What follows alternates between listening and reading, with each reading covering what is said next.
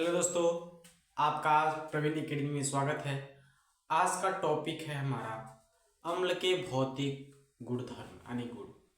हम लोग अगले लेक्चर में पढ़ लिए थे क्या होता है प्रबल अम्ल, दुर्बल अम्ल, अम्ल के प्रकार, अम्ल किसे कहते हैं, ये पढ़ लिए थे।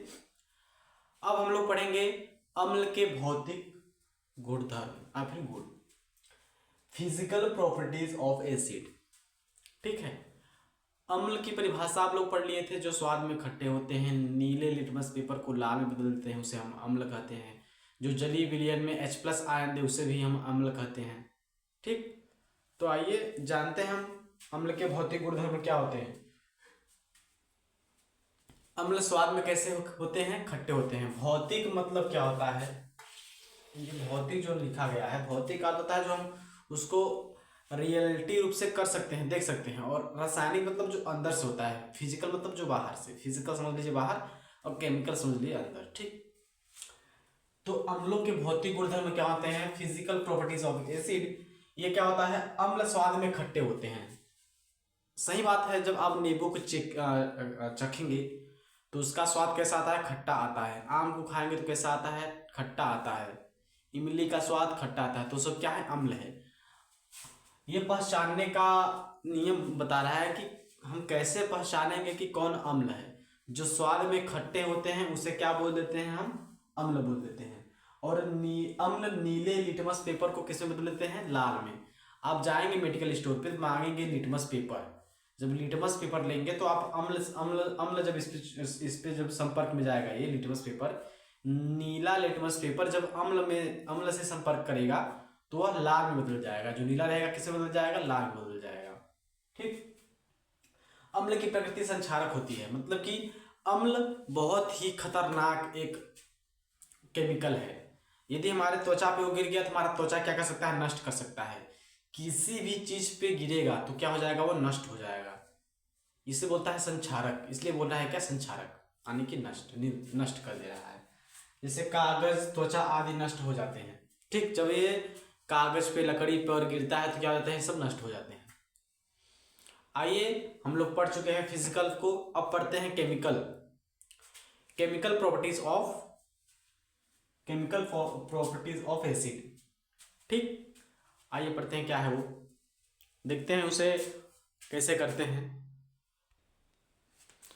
आइए जानते हैं अम्लों के रासायनिक गुण क्या है। Chemical properties of acid. ठीक, अब देखिए केमिकल प्रॉपर्टीज ऑफ एसिड क्या है।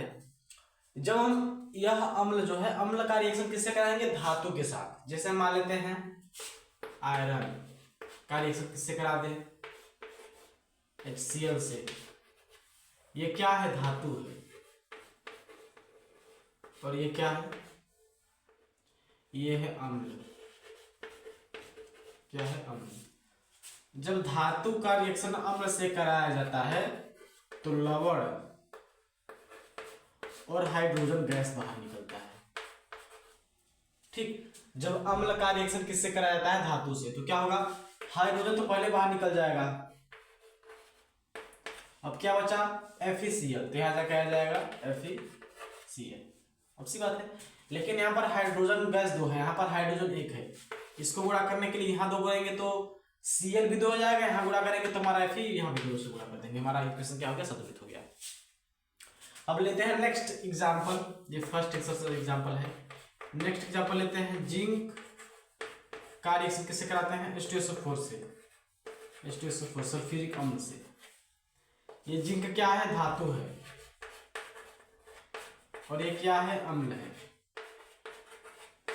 जब रिएक्शन करते क्या बनाएगा? लवण और जल बनाएगा, सॉरी, लवण और हाइड्रोजन गैस बनाएगा। तो यहाँ पर ये हाइड्रोजन तो निकल आएगा, यहाँ हाइड्रोजन गैस बन गया। बचा क्या? जिंक और सल्फेट, तो हो जाएगा ZnSO4। क्या बन गया? Zinc sulphate, ZnSO4। अब आते हैं हम इसके दूसरे, जो हमारा हो गया फर्स्ट धातु के साथ रिएक्शन कराएंगे। अब दूसरा किसके साथ रिएक्शन कराएंगे? धातु कार्बोनेट के साथ। किसके साथ? धातु कार्बोनेट के साथ अम्ल की उपक्रिया कराएंगे। आते हैं, करा के देखते हैं कैसे होता है। आइए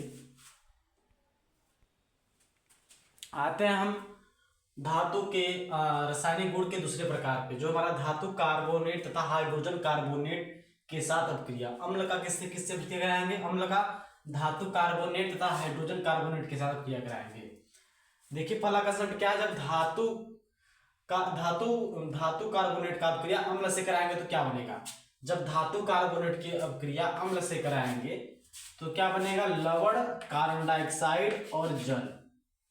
जब हम धातु हाइड्रोजन कार्बोनेट